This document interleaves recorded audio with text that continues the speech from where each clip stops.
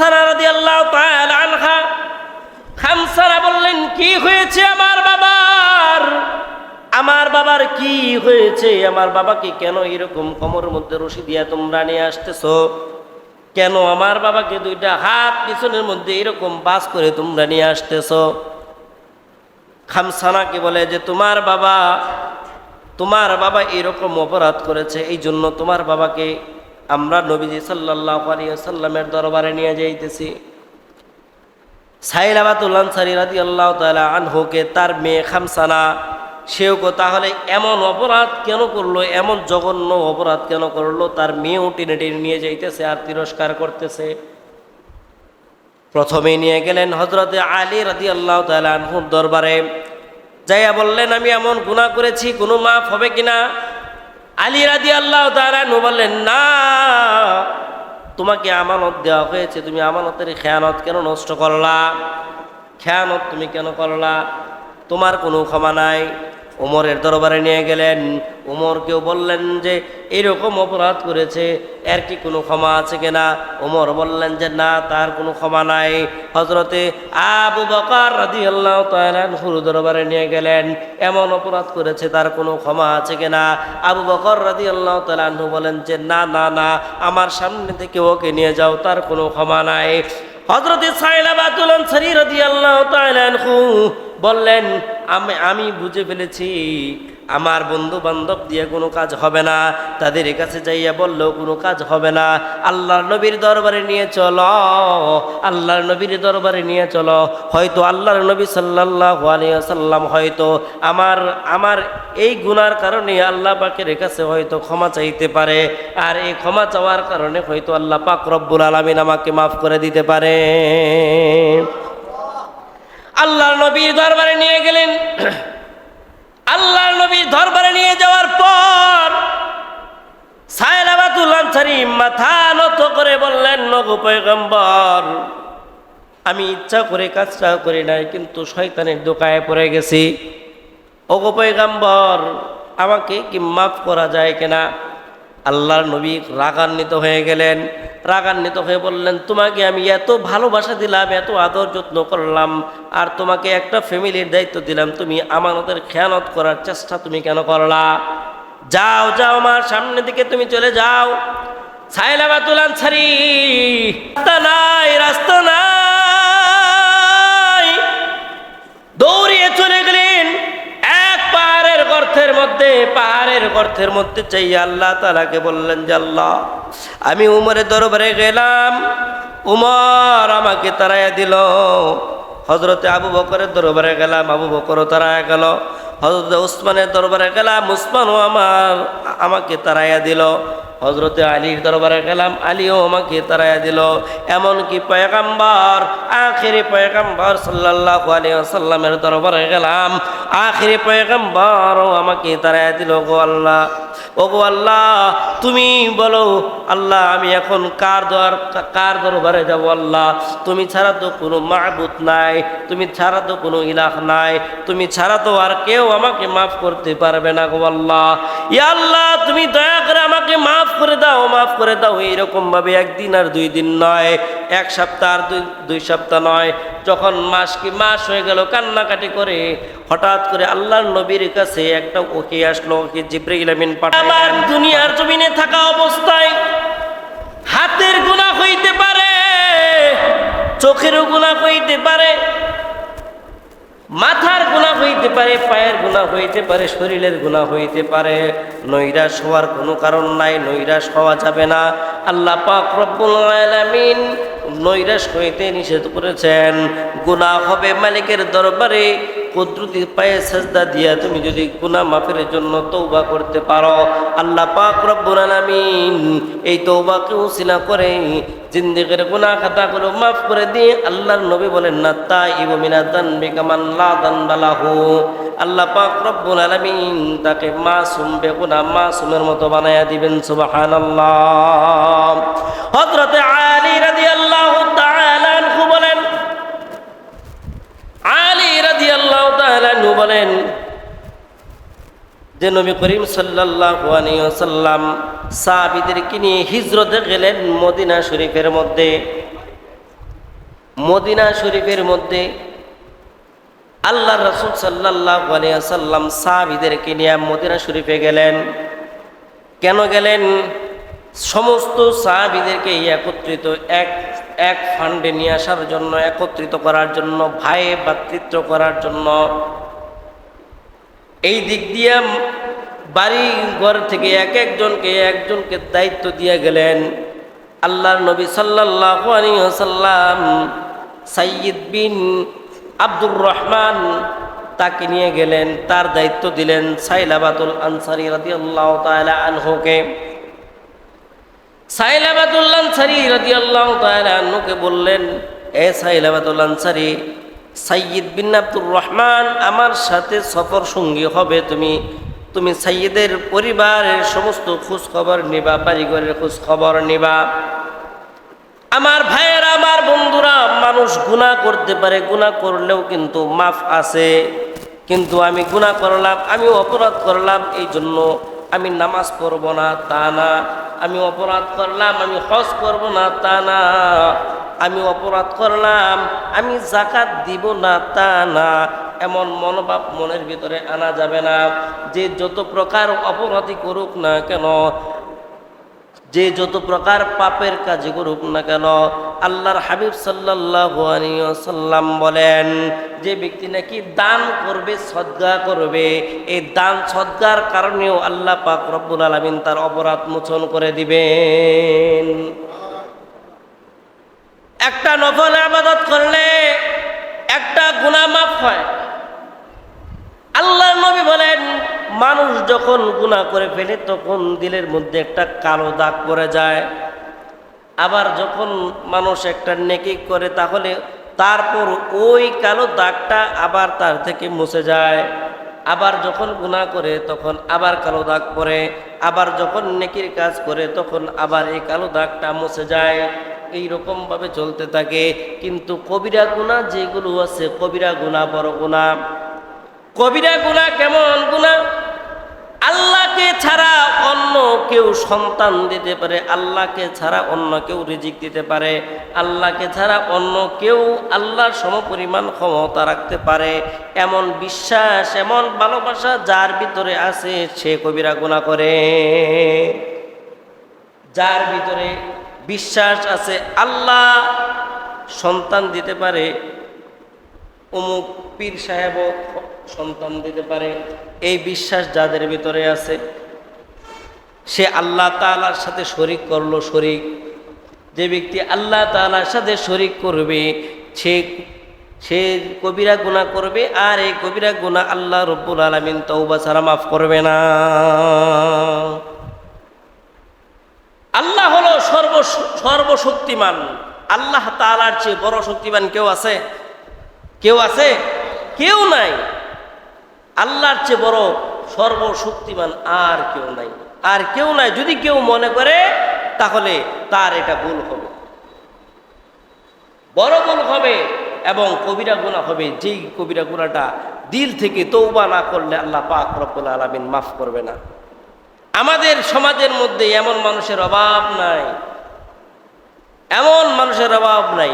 আমার সমস্যা হয়েছে, আমি কবিরাজি চিকিৎসা নিব, কিন্তু উসিলা রাখতে হবে যে এই কবিরাজের মাধ্যমে আল্লাহ পাক রব্বুল আলামিন আমাকে সুস্থতা দান করবে।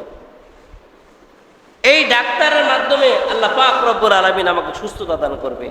এই ঔষধের মাধ্যমে আল্লাহ তাআলা আমাকে সুস্থতা দান করবে।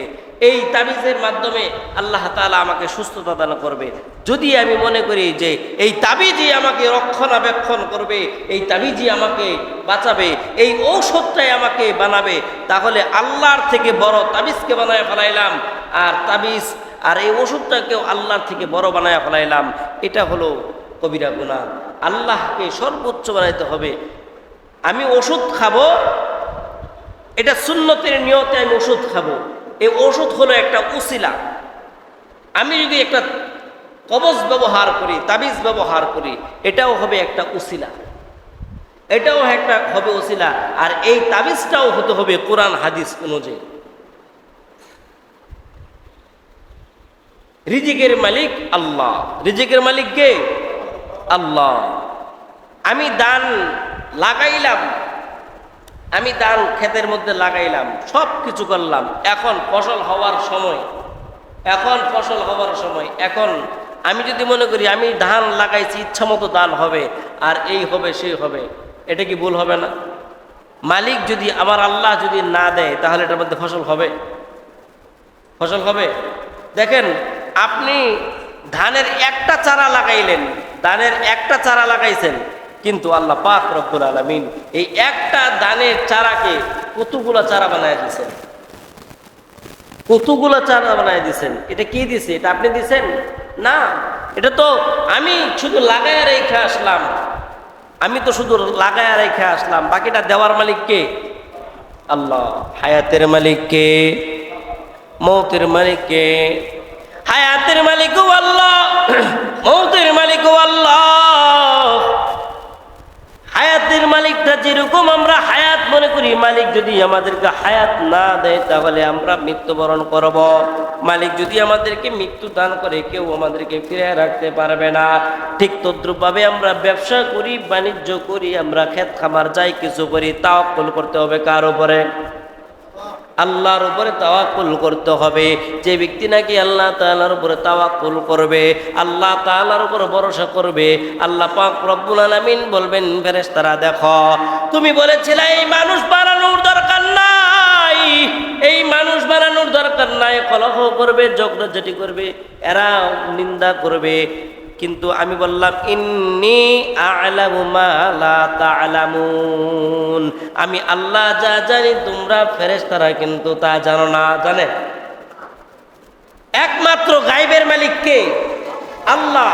যদি কেউ মনে করে যে অমুক পীর সাহেব গায়েব জানে, অমুক মানুষ গায়েব জানে, তমুক মানুষ গায়েব জানে, এটা ভুল হবে।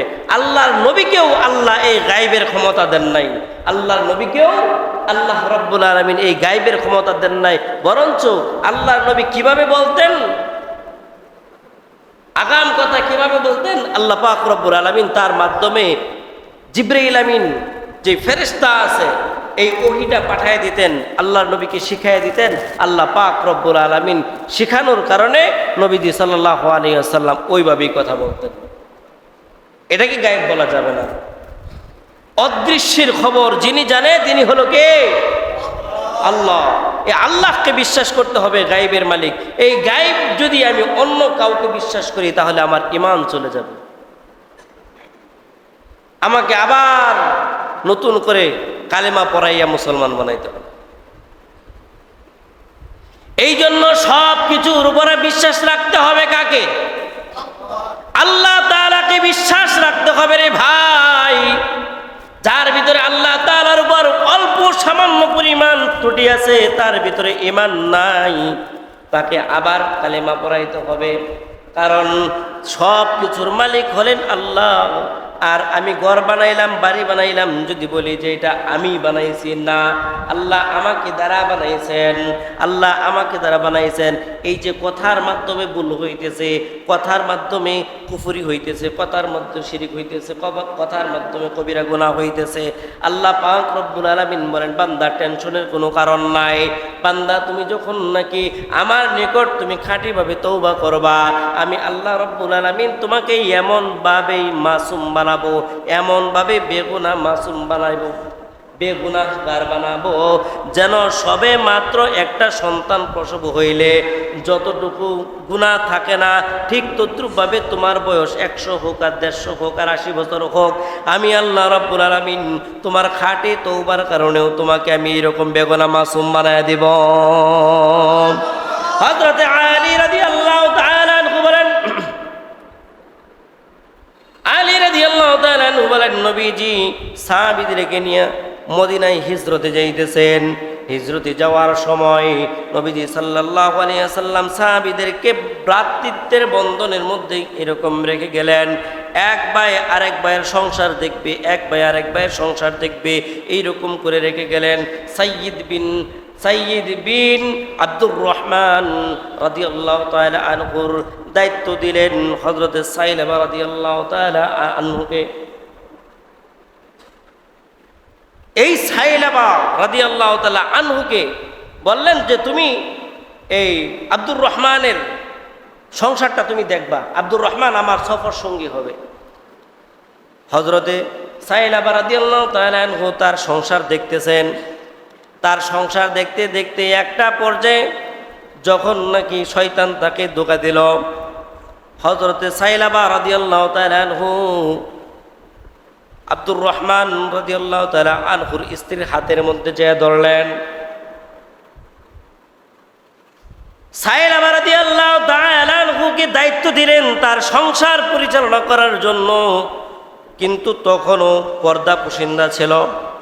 কিন্তু এই সাইলাবাতুল আনসারী রাদিয়াল্লাহু তাআলা আনহু যে তার বিবির হাতের মধ্যে ধরলেন। আব্দুর রহমান রাদিয়াল্লাহু তাআলা আনহুর স্ত্রী বললেন, সাইলাবাতুল আনসারী, আপনার ভিতরে কি আমানতদারি কি উঠে গেছে? আপনি কি আল্লাহকে ভয় পান না? আপনার ভিতরে কি আল্লাহর ভয় নাই? আপনাকে আপনার ভাই আমার ফ্যামিলি পরিচালনা করার দায়িত্ব দিল, আর আপনি কি সেইটার আমানতের খেয়ানত করার জন্য লাগছেন? হযরতে সাইলাবা রাদিয়াল্লাহু তাআলা আনহু হাতটা ছিটকে দিয়া দৌড়ে চলে গেলেন আর বললেন, আমি অপরাধী, আমি গুনাহগার, আমি আমানতের খেয়ানতকারী। আল্লাহ তুমি আমাকে মাফ করে দাও, তুমি আমাকে মাফ করে দাও। দেখেন, একবার চিন্তা করে দেখেন, আমাদের দেশের মধ্যে তো দর্শনের অভাব নাই, দর্শনের অভাব নাই। যেই মানুষগুলো পর্দাসীনভাবে থাকতে চায় সেই মানুষগুলোকেও দর্শন করে, যেই মানুষ পর্দা ছাড়া থাকে সেগুলোকে দর্শন করে। এর মধ্যেও আরও অনেক কারণ আছে কেন দর্শন করে। কিন্তু আব্দুর রহমান রাদিয়াল্লাহু তাআলা আনহুর স্ত্রী তো পর্দাশীল ছিলেন, কিন্তু শয়তানের ধোঁকায় সাইলাবাতুল আনসারী শুধু হাতটা ধরলেন, আর হাতটা ধরার মধ্যে আব্দুর রহমান রাদিয়াল্লাহু তাআলা আনহুর স্ত্রীর ঈমান কত শক্তিশালী, কত মজবুত। বলতেছে, তুমি কি আমানতের খেয়ানত করার জন্য আসলা? তুমি কিভাবে আমানতের খেয়ানত করবা? এতটুক বলার সাথে সাথে হযরতে সাইলাবা রাদিয়াল্লাহু তাআলা আনহু দৌড়িয়ে চলে গেলেন জঙ্গলের মধ্যে, আর বলতেছেন, আমি গুনাহগার, আমি অপরাধী, আমি অপরাধী, আমি অপরাধী। এই ফাঁকে আব্দুর রহমান, আল্লাহর নবী সহ সমস্ত দলবল তারা আবার পুনরায় বাড়িতে চলে আসলেন। আয়েশা এই সাইলাবাতুল আনসারী রাদিয়াল্লাহু তাআলা আনহুকে খুঁজতেছেন, কোথায় গেলেন, কোথায় গেলেন? সাইলাবাতুল আনসারী কোথায়? খুঁজে পাওয়া যায় না। যাইয়া দেখে এক জঙ্গলের মধ্যে পইরা কান্নাকাটি করতেছে। যে কি হইল রে ভাই, তুমি কেন কান্নাকাটি করতেছ? সাইলাবাতুল আনসারী রাদিয়াল্লাহু তাআলা আনহু বললেন, আমি এরকম গুনাহ করে ফেলেছি, এরকম আমানত নষ্ট করতে গিয়েছিলাম, আমি এই জন্য বড় অপরাধী হয়ে গেছি, আমাকে মাফ করে দাও। আল্লাহ যেন আমাকে মাফ করে দেয়, এই জন্য তোমরা আমার জন্য দোয়া করো। সাহাবায়ে কেরাম রাদিয়াল্লাহু তাআলা আনহু বললেন, কিচ্ছু হবে না, তুমি তো খারাপ কোনো কাজ করো নাই, তুমি চলে আসো, আমাদের সাথে চলো। না না, আমি এমনভাবে যাব না, আমাকে দুইটা হাত এরকমভাবে ঘাড়ের মধ্যে দিয়া এরকম কোমরের মধ্যে রশি বাইন্ধা আমাকে নিয়ে যাও। আমি অপরাধী, আমাকে দুইটা হাত পিছনের মধ্যে এইরকম ভাঁজ করে দিয়া কোমরের মধ্যে রশি বাইন্ধা টেনে টেনে নিয়ে যাও। এই সাইলাবাতুল আনসারী রাদিয়াল্লাহু তাআলা আনহুর কথা অনুযায়ী তাকে এইরকমভাবে টেনে টেনে নিয়ে গেলেন। তার মেয়ে খামসানা রাদিয়াল্লাহু তাআলা আনহা, খামসানা বললেন, কি হয়েছে আমার বাবার? আমার বাবার কি হয়েছে? আমার বাবাকে কেন এরকম কোমরের মধ্যে রশি দিয়া তোমরা নিয়ে আসতেছো? কেন আমার বাবাকে দুইটা হাত পিছনের মধ্যে এরকম বাস করে তোমরা নিয়ে আসতেছো? খামসানাকে বলে যে তোমার বাবা এরকম অপরাধ করেছে, এই জন্য তোমার বাবাকে আমরা নবীজি সাল্লাল্লাহু আলাইহি ওয়াসাল্লামের দরবারে নিয়ে যাইতেছি। সাইলাবাতুল আনসারী রাদিয়াল্লাহু তাআলা আনহুকে তার মেয়ে খামসানা, সেও তাহলে এমন অপরাধ কেন করলো, এমন জঘন্য অপরাধ কেন করলো? তার মেয়েও টেনে টেনে নিয়ে যাইতেছে আর তিরস্কার করতেছে। প্রথমে নিয়ে গেলেন হযরতে আলী রাদিয়াল্লাহু তাআলা আনহুর দরবারে, যাইয়া বললেন, আমি এমন গুনাহ করেছি, কোনো মাফ হবে কিনা? আলী রাদিয়াল্লাহু তাআলা আনহু বললেন, না, তোমাকে আমানত দেওয়া হয়েছে, তুমি আমানতের খেয়ানত কেন নষ্ট করলা? খেয়ানত তুমি কেন করলা? তোমার কোনো ক্ষমা নাই। ওমরের দরবারে নিয়ে গেলেন। ওমরকেও বললেন যে এরকম অপরাধ করেছে, এর কি কোনো ক্ষমা আছে কিনা? ওমর বললেন যে না, তার কোনো ক্ষমা নাই। হযরতে আবু বকর রাদিয়াল্লাহু তাআলা আনহুর দরবারে নিয়ে গেলেন, এমন অপরাধ করেছে, তার কোনো ক্ষমা আছে কিনা? আবু বকর রাদিয়াল্লাহু তাআলা আনহু বলেন যে না না না, আমার সামনে থেকে ওকে নিয়ে যাও, তার কোনো ক্ষমা নাই। হযরতে সাইলাবাতুল আনসারী রাদিয়াল্লাহু তাআলা আনহু বললেন আমি বুঝে ফেলেছি, আমার বন্ধু বান্ধব দিয়ে কোনো কাজ হবে না, তাদের কাছে যাইয়া বললেও কোনো কাজ হবে না। আল্লাহর নবীর দরবারে নিয়ে চলো, আল্লাহর নবীর দরবারে নিয়ে চলো। হয়তো আল্লাহর নবী সাল্লাল্লাহু আলাইহি ওয়াসাল্লাম হয়তো আমার এই গুনার কারণে আল্লাহ পাকের কাছে হয়তো ক্ষমা চাইতে পারে, আর এই ক্ষমা চাওয়ার কারণে হয়তো আল্লাহ পাক রব্বুল আলামিন আমাকে মাফ করে দিতে পারে। আল্লাহর নবীর দরবারে নিয়ে গেলেন।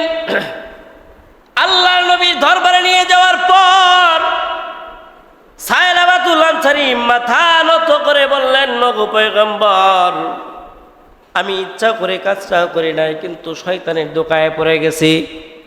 ওগো পয়গম্বর, আমাকে কি মাফ করা যায় কিনা? আল্লাহর নবী রাগান্বিত হয়ে গেলেন। রাগান্বিত হয়ে বললেন, তোমাকে আমি এত ভালোবাসা দিলাম, এত আদর যত্ন করলাম, আর তোমাকে একটা ফ্যামিলির দায়িত্ব দিলাম, তুমি আমাদের খেয়ানত করার চেষ্টা তুমি কেন করলা? যাও যাও, আমার সামনে দিকে তুমি চলে যাও। সাইলাবাতুল আনসারী রাস্তা নাই, রাস্তা নাই, দৌড়িয়ে চলে গেলেন এক পাহাড়ের গর্তের মধ্যে চাইয়া আল্লাহ তাআলাকে বললেন যে আল্লাহ, আমি উমরের দরবারে গেলাম, উমর আমাকে তাড়াইয়া দিল। হযরতে আবু বকরের দরবারে গেলাম, আবু বকরও তাড়াইয়া গেল। হযরতে উসমানের দরবারে গেলাম, উসমানও আমাকে তাড়াইয়া দিল।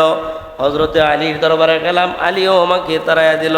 এমনকি পয়গম্বর, আখিরি পয়গম্বর সাল্লাল্লাহু আলাইহি ওয়াসাল্লামের দরবারে গেলাম, আখিরি পয়গম্বরও আমাকে তাড়াইয়া দিল। গো আল্লাহ, ও গো আল্লাহ, তুমি বলো আল্লাহ, আমি এখন কার দরবারে যাব? আল্লাহ, তুমি ছাড়া তো কোনো মাবুদ নাই, তুমি ছাড়া তো কোনো ইলাহ নাই, তুমি ছাড়া তো আর কেউ আমাকে মাফ করতে পারবে না। গো আল্লাহ, ইয়া আল্লাহ, তুমি দয়া করে আমাকে মাফ করে দাও, মাফ করে দাও। এইরকম ভাবে একদিন আর 2 দিন নয়, 1 সপ্তাহ আর 2 সপ্তাহ নয়, যখন মাস হয়ে গেল কান্নাকাটি করে, হঠাৎ করে আল্লাহর নবীর কাছে একটা ওহী আসলো। ওহী জিবরাইল আমিন পাঠাইয়া বলতেছেন, ও আল্লাহর পয়গম্বর, আপনি কি ক্ষমা করার মালিক? আল্লাহর নবী বলেন যে না। তাহলে আপনি এই বান্দাটাকে কেন দৌড়াইয়া দিলেন? আল্লাহর পয়গম্বর আর কোনো কথা বললেন না। আল্লাহর নবীকে বললেন যে হে পয়গম্বর, আপনি যান, আমি আল্লাহ রব্বুল আলামিন তাকে মাফ করে দিলাম। এই পয়গম্বর সাল্লাল্লাহু আলাইহি ওয়াসাল্লামের দরবারে যখন ঘোষণা হয়ে গেল সাইলাবাতুল আনসারীকে আল্লাহ রব্বুল আলামিন মাফ করে দিয়েছেন, সমস্ত সাহাবায়ে কেরাম যারা যারা না করেছেন, আবু বকর বলেন, ওমর বলেন, আলী বলেন, উসমান বলেন, সবাই বলতেছে, ওগো আল্লাহর পয়গম্বর, আমাদেরকে হুকুম দেন, আমরা যাই, সাইলাবাকে নিয়ে আসি। আল্লাহর নবী বললেন যে যাও, যাইয়া দেখে কোথাও নাই, খুঁজে পাওয়া যাচ্ছে না। 1 দিন 2 দিন 3 দিন পর যখন মানুষকে জিজ্ঞাসা করে যে এই জায়গার মধ্যে কি এমন কান্নাকাটি করে এমন লোককে দেখছো নাকি? যে না, এমন দেখি নাই। এরকম খোঁজ খবর নিতেই একজন বলল যে আমরা প্রতিদিন রাত্রে একটা পাগলের আওয়াজ এই গর্তের মধ্যে আমরা শুনতে পাই, যেই পাগলের কান্নার কারণে আমরা এলাকাবাসী ঘুমাইতে পারি না। সমস্ত সাহাবীগুলা সাইলাবাতুল আনসারী রাদিয়াল্লাহু তাআলা আনহুর দরবারে ওই গর্তের মধ্যে যাইয়া বললেন, ওগো সাইলাবাতুল আনসারী, আল্লাহ পাক রব্বুল আলামিন তোমাকে মাফ করে দিয়েছেন। এখন আল্লাহ পাক রব্বুল আলামিন বলেছেন নবীজির দরবারে যাওয়ার জন্য। নবীজির দরবারে গেলেন। যাইতে যাইতে ফজর রক্ত হয়ে গেলেন। আল্লাহর নবী সাল্লাল্লাহু আলাইহি ওয়াসাল্লাম নামাজ পড়াইতেছেন। আল্লাহর নবী সাল্লাল্লাহু আলাইহি ওয়াসাল্লাম বলতেছেন, আলহাকুমুত তাকাসুর, আলহাকুমুত তাকাসুর হাত্তা যুরতুমুল মাকাবির। এই আওয়াজ যখন দিলেন, এই সাইলাবাতুল আনসারী পিছনে নামাজরত অবস্থায় দাঁড়ায়া ছিলেন। সাইলাবাতুল আনসারী এই আওয়াজ শোনার সাথে সাথে জোরে জোরে চিৎকার দেওয়া শুরু করে দিয়েছেন। আল্লাহর নবী নামাজ শেষ করার পরে সাহাবীদেরকে বললেন, নগো সাহাবী, যাও যাও, এই সাহাবীর মুখের মধ্যে তোমরা পানি দাও। আল্লাহর নবীর কথা অনুযায়ী পানি দিলেন। পানি দেওয়ার পর দেখলেন যে হালকা একটু হুঁশ আসলেন। আল্লাহর নবীকে একটা নজর দেখলেন। দেখার পরে সাথে সাথে ওই জায়গার মধ্যেই সাইলাবাতুল আনসারী রাদিয়াল্লাহু তাআলা আনহু সাথে সাথে ইন্তেকাল করলেন। আল্লাহর নবী বললেন, সাহাবীরা, তোমরা জানাজার নামাজের জন্য প্রস্তুত হও, কবর রেডি করো, লাশ ধৌত করো, তৈয়ার করো। তৈয়ার করার পর যখন কবরস্থ করা হইল, কবরস্থ করার পর আল্লাহর নবী জানাজার নামাজ পড়ে যখন কবরস্থ করলেন, কবরস্থ করার পর যখন আসতেছেন, আল্লাহর নবী স্বাভাবিকভাবে হাঁটতে পারেন না। পা এরকম ফেলাইয়া ফেলাইয়া আল্লাহর নবী হাঁটতে পারে না। সমস্ত সাহাবায়ে কেরাম রাদিয়াল্লাহু তাআলা আনহু অবাক হয়ে গেলেন, কি হয়ে গেল নবীজির? নবীজি এরকম বুড়ো আঙ্গুলের মধ্যে টাক টাক করে হাঁটতেছেন। সমস্ত সাহাবায়ে কেরাম বলেন, কি হয়ে গেল? আল্লাহর নবী সাল্লাল্লাহু আলাইহি ওয়াসাল্লাম, ওগো নবীজি, কি হইল আপনার? আল্লাহর নবী বলেন, ওগো সাহাবী, আমার সাইলাবাতুল আনসারীর জানাজার নামাজের মধ্যে এত এত এত অসংখ্য পরিমাণ ফেরেশতারা শরীক হয়েছে, এত অসংখ্য ফেরেশতারা শরীক হয়েছে যে তাদের কারণে আমি নবীজি পর্যন্ত হাঁটার সুযোগ পাচ্ছি না। আরো জোরে বলেন সুবহানাল্লাহ। একটা মানুষ যদি তওবা করে, মানুষ যত রাতের অন্ধকারে গুনাহ করুক না কেন, প্রতিটা মানুষের আমল নামার মধ্যে গুনাহ আছে। কেউ বলতে পারবে না যে আমার শরীরের মধ্যে কোনো গুনাহ নাই। দাড়ি পাকাওয়ালা বাবাও বলতে পারবে না আমি গুনাহ করি নাই। কাঁচা দাড়িওয়ালারাও বলতে পারবে না আমি গুনাহ নাই। যারা দাড়ি কামায় রাখে তারাও বলতে পারবে না আমি গুনাহ করি নাই। যারা বয়স্ক হয়েছে, প্রাপ্ত বয়স্ক হয়েছে, তারাও বলতে পারবে না আমি গুনাহ করি নাই। বয়স হওয়ার পরে থেকে হাঁটা চলা দেখাশোনার মধ্যে গুনাহ হয়ে যায়। আল্লাহর নবী সাল্লাল্লাহু আলাইহি ওয়াসাল্লাম বলেন, সব গুনার মধ্যে একটা গুনার লিমিট আছে। কি আছে? একটা গুনার লিমিট আছে। আপনি একজনকে একটা গালি দিচ্ছেন, এই গালি দেওয়ার পরে একটা গুনাহ হয়ে গেছে, শেষ। আপনি একটা খারাপ কাজ করছেন, জিনা করছেন, এই জিনা পর্যন্তই আপনার শেষ, এই গুনাহটা পর্যন্তই আপনার শেষ। আপনি একজনকে খুন করেছেন, এই খুন পর্যন্ত আপনার গুনাহটা শেষ। আল্লাহর নবী বলেন, প্রত্যেকটা গুনার একটা লিমিট আছে, কিন্তু একটা গুনার কোনো লিমিট নাই। একটা গুনার কোনো লিমিট নাই। আল্লাহর নবী বলেন, সেই গুনাহটা কি? তোমরা শুনে রাখো।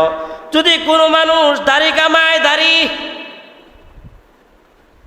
যেই মানুষ দাড়ি কামাবে, এই দাড়ি কামায় না মানুষগুলোর আমল নামার মধ্যে শুধু ফজর থেকে জোহর না, জোহর থেকে আসর না, আসর থেকে মাগরিব না, মাগরিব থেকে এশা না, এশা থেকে ফজর না, বরঞ্চ 24টা ঘন্টায় তার আমল নামার মধ্যে দাড়ি কামান্নার গুনাহ উঠতে থাকে। 24 ঘন্টা গুনাহ উঠতে থাকবে, 24টা ঘন্টা, একটা ঘন্টাও মিস নেই। একজন নামাজি ব্যক্তি রাত্রে এশার নামাজ পড়ে ঘুমাইছে, ফজরের নামাজ পড়ে আবার উঠা পড়ছে, এই ব্যক্তি যেরকম নামাজ পড়া ঘুমানোর কারণে সারা রাত্র নফল ইবাদতের সব পাইতো, সে গুনাহ পাইব। এই জন্য আপনাদেরকে বলি, আল্লাহ নবী সাল্লাল্লাহু আলাইহি ওয়াসাল্লাম বলেন, এই দাড়িগুলা রাখবেন। আর যে যতই বড় তওবা করেছে, গুনাহ করেছি না কেন, আল্লাহ তাআলার কাছে তওবা করি, ইনশাআল্লাহ আল্লাহ পাক রব্বুল আলামিন এই তওবাকে ওসিলা করিয়া আমাদের জিন্দেগির গুনাহ মাফ করে দিবেন।